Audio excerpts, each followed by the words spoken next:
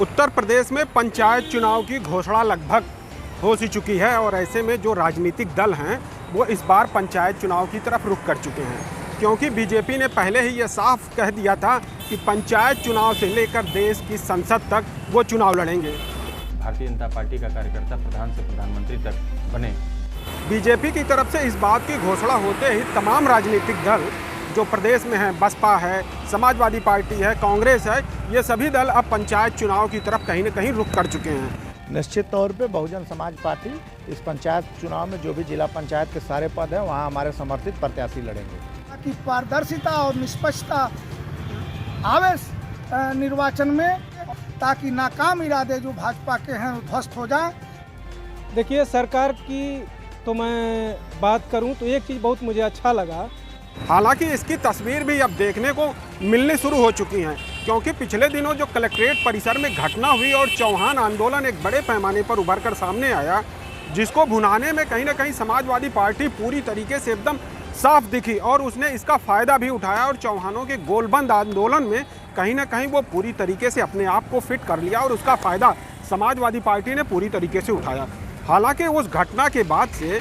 BJP के प्रदेश अध्यक्ष स्वतंत्र देव सिंह ने पंचायत का चुनाव आने वाला है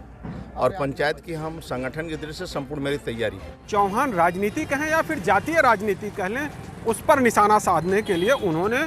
मऊ जिले के मधुबन, जिसको शहीदी धरती के नाम पर पूरी दुनिया में जाना जाता है, जहां के लोगों ने देश की आज़ादी में अपनी प्राणों की आहुति दे दी और देश को आज़ाद कराने में अपनी महती भूमिका को उन्होंने अदा किया था, उस इलाके में देश के पहले गृह मंत्री, जिनको लौह पुरुष के नाम से हम लोग जानते हैं, सरदार वल्लभ भाई पटेल की मूर्ति का अनावरण किया और उसके बाद एक विशाल जनसभा, किसान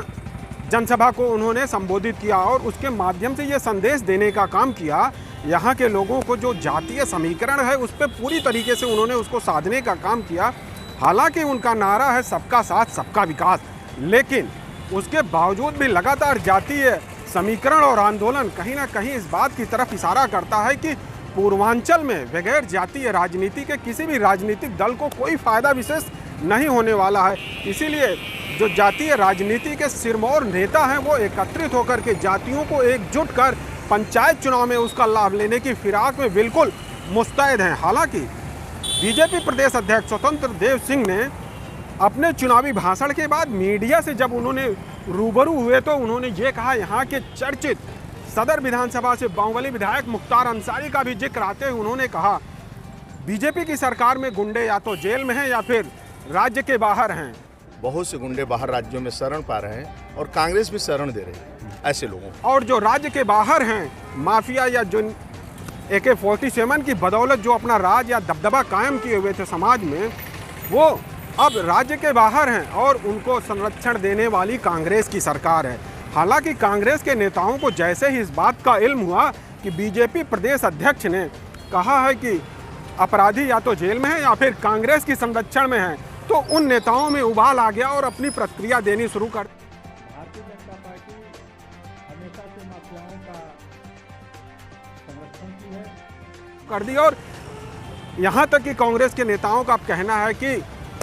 बीजेपी प्रदेश अध्यक्ष स्वतंत्र देव सिंह पहले अपने गिरेबान में झांक कर देखें। स्वतंत्र देव सिंह को अपने गिरेबान में झांक कर देखना चाहिए। जो दूसरी पार्टियों को नसीहत दे रहे हैं, उनके पार्टी में खुद गुंडों की भरमार लगी हुई है। उनकी पार्टी में खुद अपराधियों को संरक्षण देने का काम किया है। तो कहीं ना कहीं इससे यह इशारा होता है जो नेताओं की जुबानी जंग है वो अब एक तो विधानसभा चुनाव जो आने वाला है उस पर हो चुकी है अब सीधा निशाना, और दूसरा तो यूपी में पंचायत चुनाव, जिस पर अब सबकी नज़र है और सब कोई जानना चाहता है कि इस बार जिस तरीके से बीजेपी ने पंचायत चुनाव पर निशाना साधा है, कितना उसका असर आने वाले 2022 के विधानसभा चुनाव पर देखने को मिलता है। फिलहाल हम भी तैयार हैं और जनता भी अब तैयार है, सरकार भी तैयार है। इस चुनावी एक्शन मोड में क्या कुछ होता है आगे देखते रहेंगे लगातार।